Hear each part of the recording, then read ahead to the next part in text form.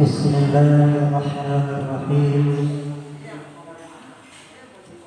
Assalamualaikum warahmatullahi wabarakatuh.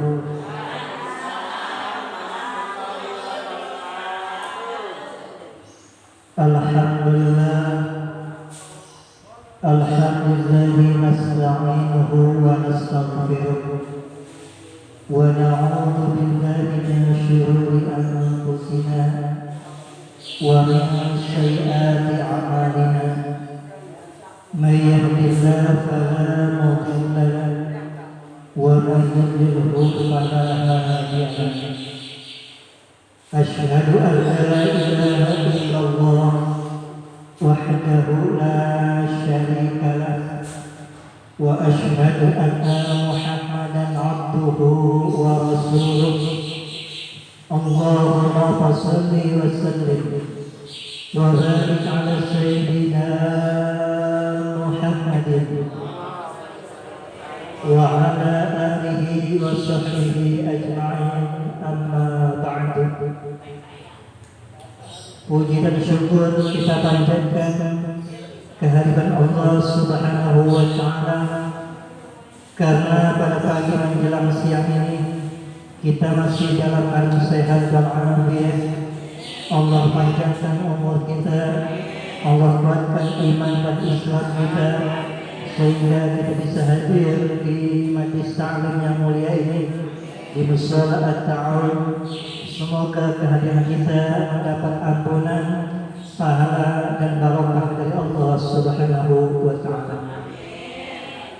Salawat dan salam kita haturkan kepada penghulu alam, penghulu umat, pemberi syafaat, baginda besar Muhammad sallallahu alaihi wasallam wa ala alihi. Yang sama-sama kita hormati Ketua Mushola at-Ta'awun Bapak Haji Marzani beserta pengurusnya, yang sama-sama kita hormati orang tua kita, Ketua Musta'lim Yawmul Itsnain Ibunda Haji Munirah beserta pengurusnya, yang sama-sama kita hormati para guru kita, Ketua Majelis Taklim, serta ibu-ibu kaum muslimat yang berbahagia. Syukur alhamdulillah, pada hari ini kita masih diberikan nikmat sehat, nikmat panjang umur. Semoga dengan nikmat itu meningkatkan rasa syukur kita kepada Allah Subhanahu wa Ta'ala. Ibu-ibu yang berbahagia, sebelum kita lanjutkan taklim ini, mari sama-sama kita baca surah Fatihah. Kita berharap kepada Allah Subhanahu wa Ta'ala dengan wasilah, dengan barokah, dengan kalamah Al-Fatihah, mudah-mudahan Allah senantiasa memberikan kita kesehatan, baik diri kita maupun keluarga kita serta masyarakat kita, dan kita senantiasa mendapat lindungan dari Allah Subhanahu wa Ta'ala. Dan kita doakan kepada pewakaf sana mushola ini, orang tua kita, kakek kita almarhum almarhumah Haji Muhammad Islam, dan juga istri beliau Haji Naimah bin Haji Kacung, dan juga seluruh para jamaah masyarakat yang sudah menafkahkan sebagai rezekinya untuk pembangunan dan pemeliharaan mushola ini. Mudah-mudahan semuanya mendapat pahala dan barokah dari Allah Subhanahu wa Ta'ala. Al-Fatihah ala hadhihi niyyah wa ala kulli salihah wa ila hadratin Nabi Mustafa Muhammad sallallahu alaihi wasallam. Al-Fatihah. أعوذ بالله من الشيطان الرجيم. بسم الله الرحمن الرحيم. الحمد لله رب العالمين الرحمن الرحيم مالك يوم الدين. إياك نعبد وإياك نستعين. اهدنا الصراط المستقيم صراط الذين أنعمت عليهم غير المغضوب عليهم ولا الضالين. رب اغفر لنا ولوالدينا آمين. Ibu-ibu yang berbahagia, pada kesempatan yang mulia ini saya ingin menyampaikan tentang tema yang berjudul Hidayah Tarki Awamillahi Ta'ala. Tema atau judulnya tentang meninggalkan perintah-perintah Allah Subhanahu wa Ta'ala. Di dalam surah Al-Anfal ayat 27, Allah Subhanahu wa Ta'ala berfirman, Bismillahirrahmanirrahim. Ya ayyuhalladzina amanu la takhunu-Allaha wa rasulahu. Wahai orang-orang yang beriman, janganlah kalian mengkhianati Allah dan Rasul-Nya. Wa takhunu amanatikum, dan kalian mengkhianati amanat-amanat mereka. Wa antum ta'lamun, padahal kamu mengetahui. Wa alamu annama amwalukum wa auladukum fitnatun, dan ketahuilah olehmu sesungguhnya harta-hartamu, anak-anakmu adalah cobaan. Wa anna Allaha indahu ajrun 'azim, dan sesungguhnya di sisi Allah lah pahala yang besar. Jadi ibu-ibu yang berbahagia, di dalam surah Al-Anfal ayat 27 Allah menjelaskan kepada kita, kepada orang-orang yang beriman, janganlah kita mengkhianati Allah dan Rasul. Artinya kita jangan meninggalkan perintah Allah dan sunnah Rasulullah. Ini kita hadirin majelis taklim, ini salah satu kita mengikuti perintah Allah dan Rasulullah. Karena di dalam Al-Quran Allah jelaskan kepada kita, yarfa'illahu alladhina amanu minkum walladhina utul ilma darajat. Allah menjelaskan bahwasanya Allah akan mengangkat derajat orang-orang yang beriman dan berilmu beberapa derajat. Ini kita hadir di majelis taklim ini, kita berusaha untuk meningkatkan ilmu kita, dan juga sebagai realita atau kenyataan iman kita kepada Allah Subhanahu wa Ta'ala. Jadi ibu sekalian, kita tidak boleh mengkhianati Allah dan Rasul-Nya serta amanat-amanat yang diberikan kepada kita. Dan kita harus ketahui bahwasanya harta yang kita miliki, anak cucu yang kita miliki, itu hanya fitnah. Jadi cobaan. Terkadang kita difitnah atau mendapat cobaan. Jadi kalau bahasa Al-Quran fitnah, kalau bahasa kita cobaan, ujian. Terkadang dengan harta Allah coba kita. Terkadang dengan anak Allah coba kita. Harta kita kebanyakan, bingung kita. Nggak punya harta, pusing. Ya. Jadi kebanyakan bingung, nggak punya pusing. Nah, begitu anak-anak kita. Kalau ada anak kita yang bandel, cobaan. Ada juga anak yang bangor. Bangor ini 2 kali bandel.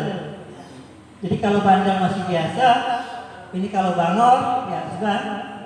Nah, ini ujian.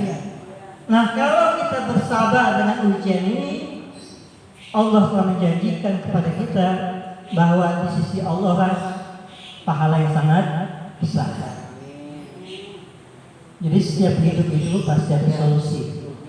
Setiap masalah pasti ada jalan keluar. Ini ayat para jamaah sekalian, asbabun nuzulnya, sebab turunnya. Pada suatu hari Rasul mengutus Lubabah untuk pergi ke suatu negeri, ke suatu daerah, menemui suku Yahudi yang ada di kota Madinah. Suku Quraisyah itu suku orang-orang Yahudi Nah, kenapa Rasul utus Lubabah?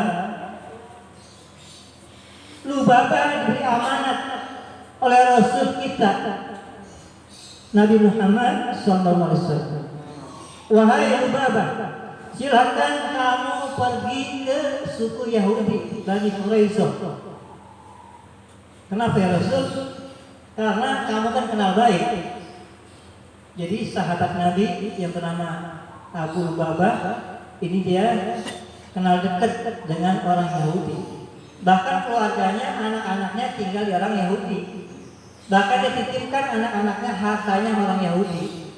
Sehingga Rasul utus orang yang CS yang udah dekat diutus. Nah, kemudian ketika diutus, lalu Lubabah bertemu orang Yahudi berkumpul di suatu tempat. Kalau kata kita di aula. Wahai Bapak Ibu sekalian, ini saya diutus oleh Rasulullah SAW. Bahwasanya kita tidak boleh mengingkari perjanjian perang Khandaq. Jadi orang Yahudi itu udah berjanji nggak boleh saling berperang. Tapi orang-orang Yahudi melanggar aturan itu. Orang-orang Yahudi menyerang kaum muslimin. Sehingga Rasul itu membuat tarik. Tarik itu kayak kita, kayak kali gitu, digali tanah. Alenan bahasa Betawinya. Itu dalam, luas. Itu dibikin berkeliling, mengitari orang muslim supaya tidak diserang orang Yahudi. Nah, itu Bapak Ibu sekalian, mereka melanggar sehingga Lubabah diutus. Akhirnya apa Bu? Ketika Lubabah bicara kepada orang Yahudi, lalu mereka bisik-bisik. Orang Yahudi bisik-bisik. Ini kira-kira kalau kita melanggar perjanjian perang kita diapain? Dibunuh kali ya? Dipenjara kali ya? Mereka bisik-bisik. Akhirnya Lubabah memberikan kode kepada mereka. Jadi kalau bahasanya tidak ada ucapan, Lubabah mengatakan kalau andai kata ada melanggar perjanjian perang maka dibunuh. Kata Lubabah, wahai Bapak Ibu sekalian, kamu harus patuh kepada Sa'ad bin Abi Waqqas. Mereka utusan Rasul yang mengadakan perdamaian di negeri kalian. Jadi mereka melanggar itu. Akhirnya ibu sekalian, Rasul dengar kalau Abu Lubabah ngomongnya ketinggian, nakut-nakutin. Padahal amanatnya disuruh datang ke suku Yahudi untuk mengadakan perdamaian. Tapi diancam kalau ada kata yang melanggar dibunuh. Nah, ini ketinggian omongannya Abu Lubabah. Akhirnya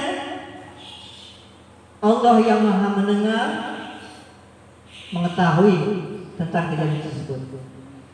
Akhirnya Rasul datang ke rumah istrinya Abu Lubabah. Wahai istri Abu Lubabah, apakah suamimu masih muslim? Muslim ya Rasul. Apakah suami kamu sholat ya Rasul? Apakah suami kamu puasa ya Rasul? Kenapa bicaranya begitu? Melanggar amanat yang saya berikan. Akhirnya ibu sekalian, turunlah surah Al-Anfal ayat 27.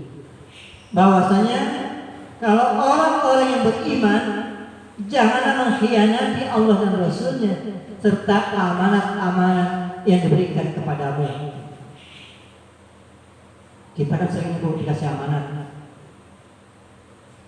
Ini saya titipin sedekah buat yatim, maka kita sampaikan pada yatim. Ini saya titipin uang untuk pembangunan jalan untuk rakyat. Kita harus bangun jalan.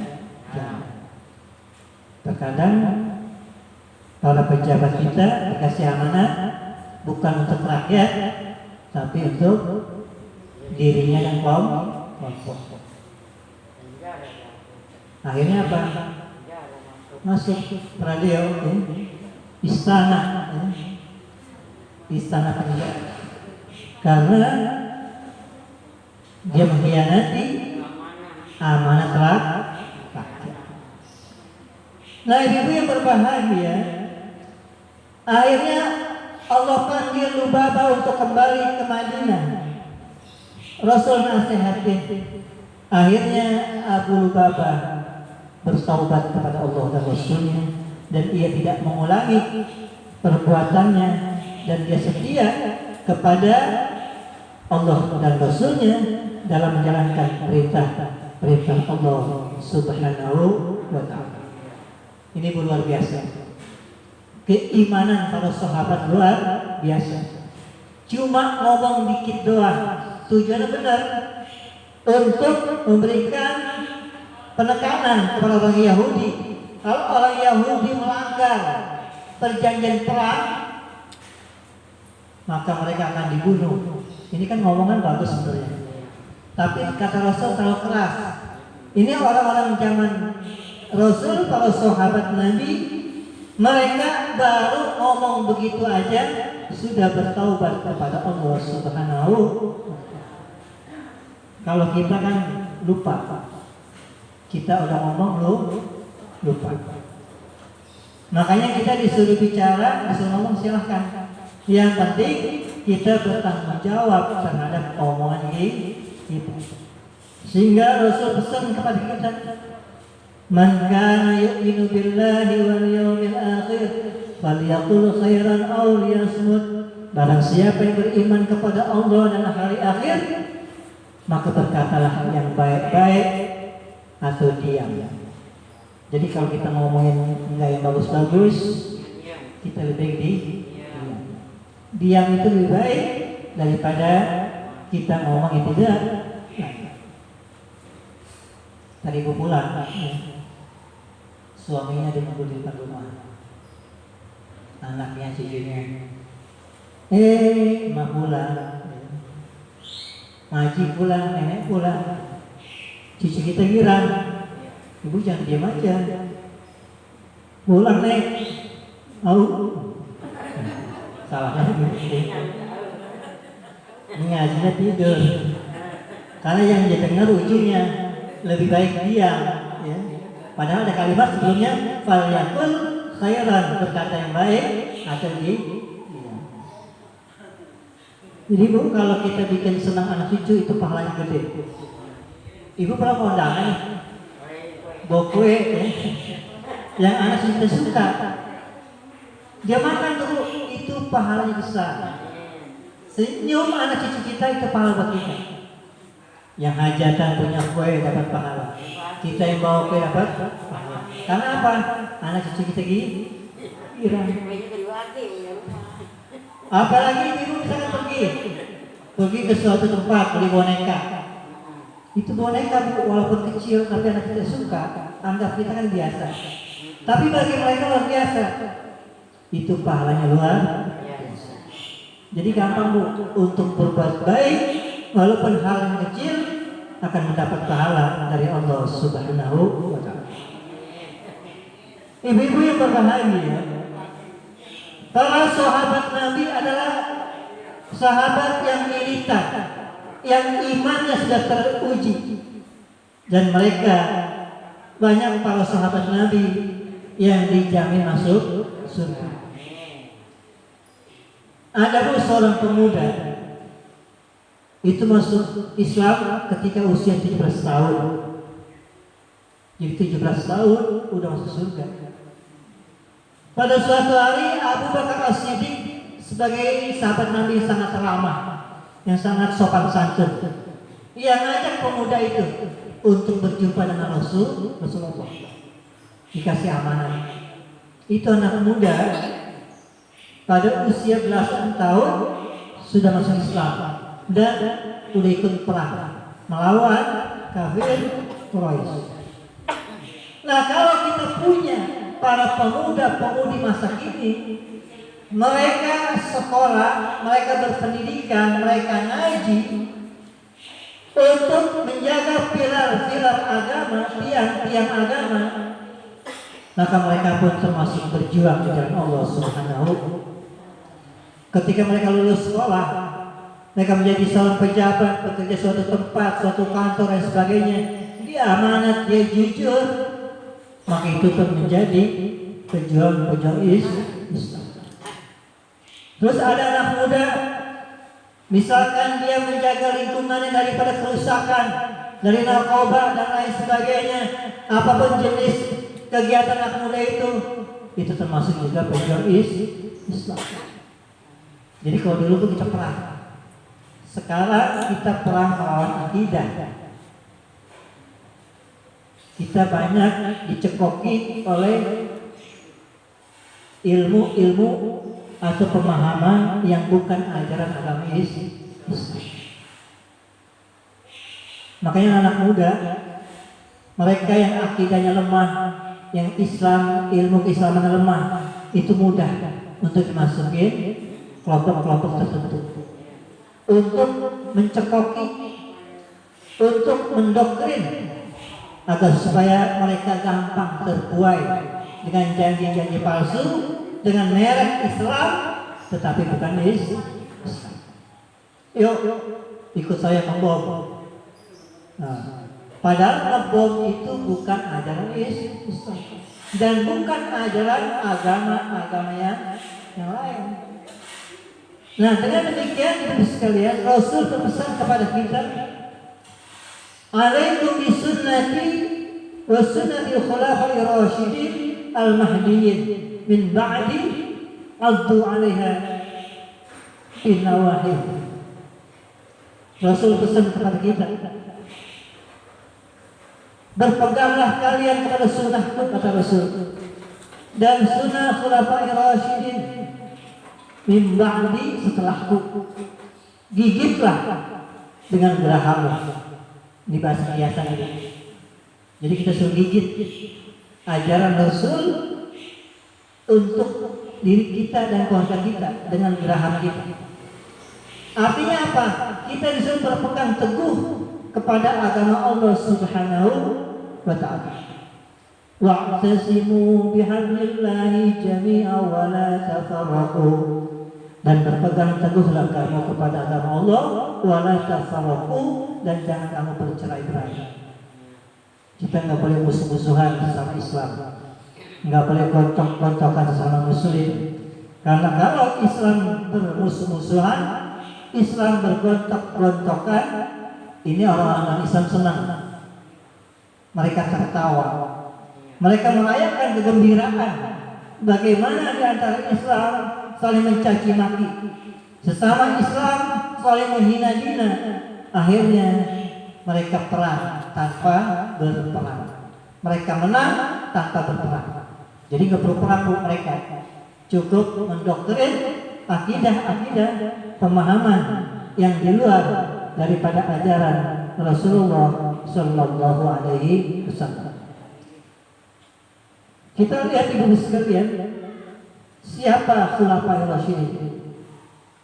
Sahabat Nabi banyak, tapi ada yang namanya khulafaur rasyidin. Kalau bahasa kitanya arba'ati khulafai rasyidin, sahabat Nabi 4: Abu Bakar, Umar, Utsman, Ali. Itu yang dinamakan khulafaur rasyidin. Mereka khalifah yang 4, pemimpin. Setelah Rasul wafat, diteruskan Abu Bakar As-Siddiq, kemudian Umar bin Khattab, kemudian Utsman bin Affan, kemudian Ali bin Abi Thalib. Ketika Rasul wafat,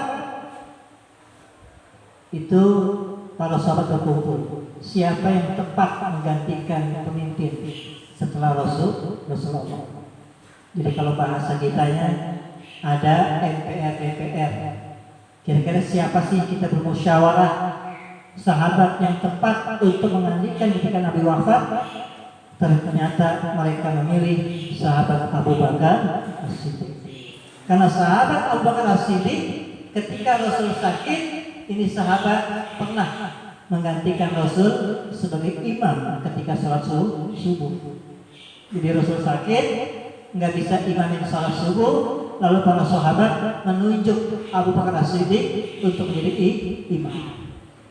Jadi imam itu ditunjuk, imam itu dimusyawarahkan siapa yang tepat jadi imam sholat. Itu nggak boleh sembarangan. Misalkan kalau saya aktif di Srengseng ada namanya DMI, Dewan Masjid Indonesia Srengseng. Itu ada 14 masjid, ada 50-an musola kurang lebih. Sesrengseng itu banyak musola. Kita 12 RW, 10 RW, ya. Kan kalau 9, kalau 10 kan musola. Itu kita berkomunikasi dari musola ke musola, masjid ke masjid. Setiap ada yang meninggal dunia, ada masalah apapun, itu saling bermusyawarah. Itu pun setiap masjid musola itu ada takmir, ada pengurusnya, ada penasehat, ada ketua, ada sekretaris, ada bendahara, ada bidang-bidang lain.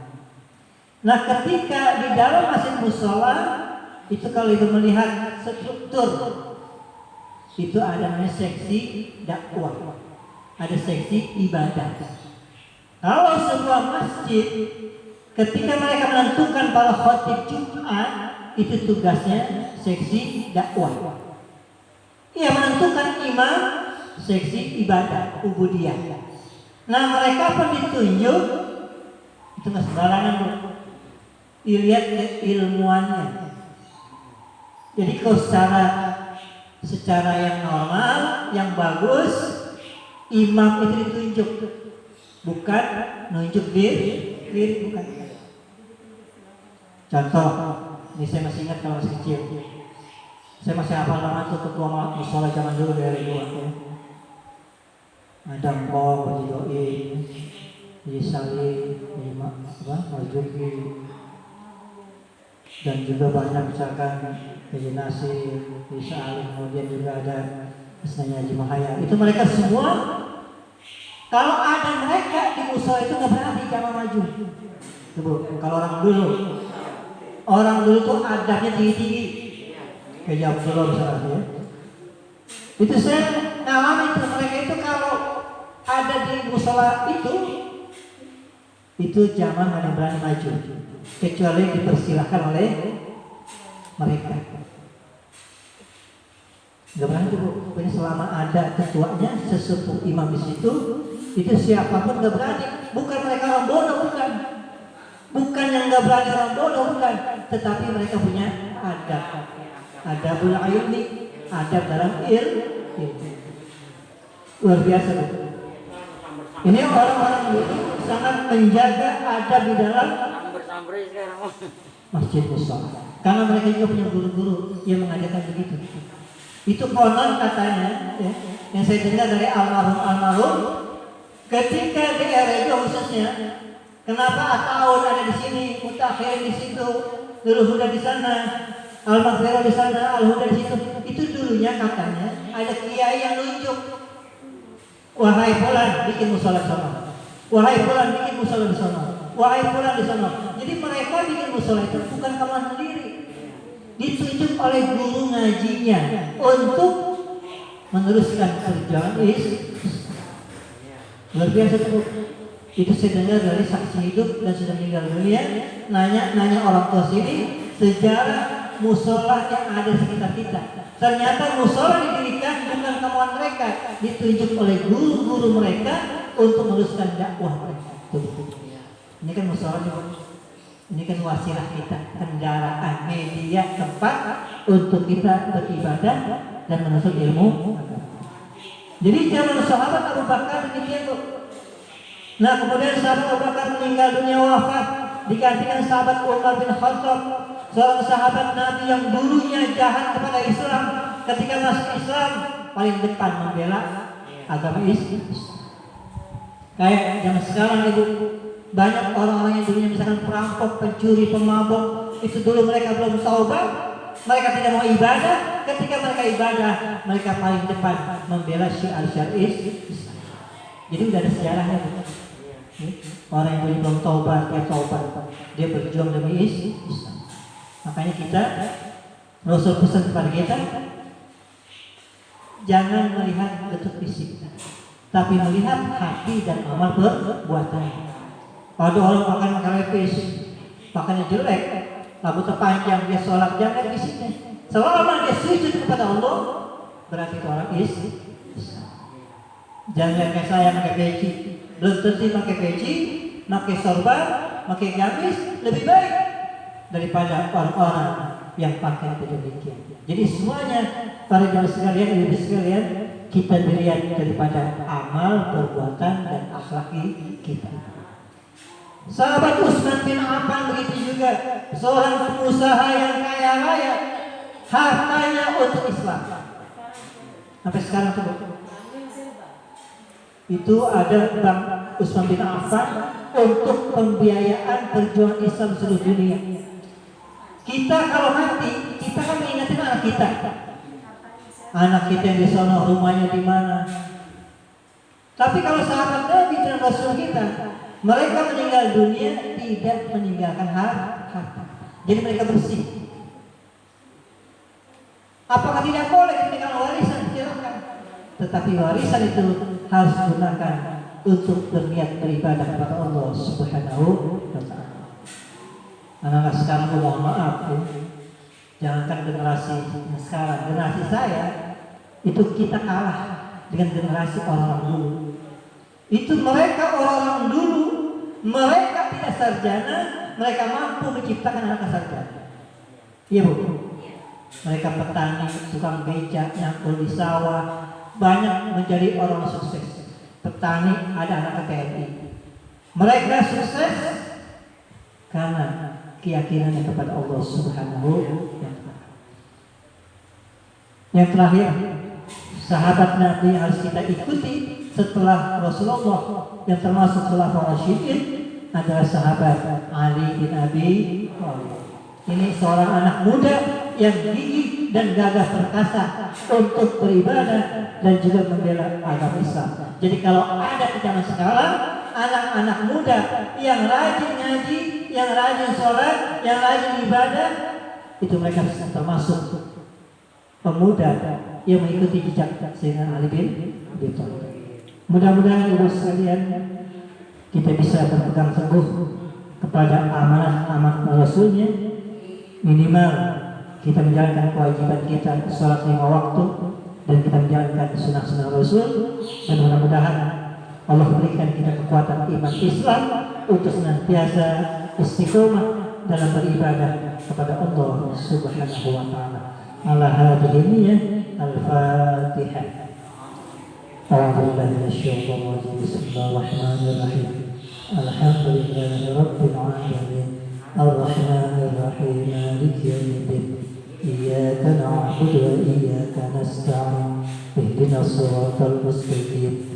صراط الذين أنعمت عليهم غير المغضوب عليهم ولا الضالين. أستغفر الله العظيم أستغفر الله العظيم أستغفر الله العظيم. بسم الله الرحمن الرحيم. الحمد لله رب العالمين. اللهم صل على سيدنا محمد طب القلوب ودوائها وعلى الأبدان وشفائها ونور الأبصار وضيائها وعلى آله وصحبه وبارك وسلم. اللهم رب نجنا من القوم الظالمين. اللهم رب نجنا من القوم الكافرين. اللهم رب نجنا من القوم المشركين. اللهم رب نجنا من القوم المنافقين. اللهم رب نجنا من الشيطان الرجيم. ألف لام ميم. برحمتك يا أرحم الراحمين. ربنا هب لنا من أزواجنا وذرياتنا قرة أعين واجعلنا للمتقين إماما. رب اغفر لنا ولوالدينا وارحمهم كما ربونا صغارا. ولجميع المسلمين والمسلمات والمؤمنين والمؤمنات الأحياء منهم والأموات برحمتك يا أرحم الراحمين. ربنا آتنا في الدنيا حسنة وفي الآخرة حسنة وقنا عذاب النار. وصلى الله على سيدنا محمد وعلى آله وصحبه أجمعين. Subhana rabbika rabbil izzati amma yasifun wa salamun alal mursalin walhamdulillahi rabbil alamin. Demikian, mohon maaf kalau ada kekurangan. Billahi taufiq wal hidayah. Wassalamualaikum warahmatullahi wabarakatuh.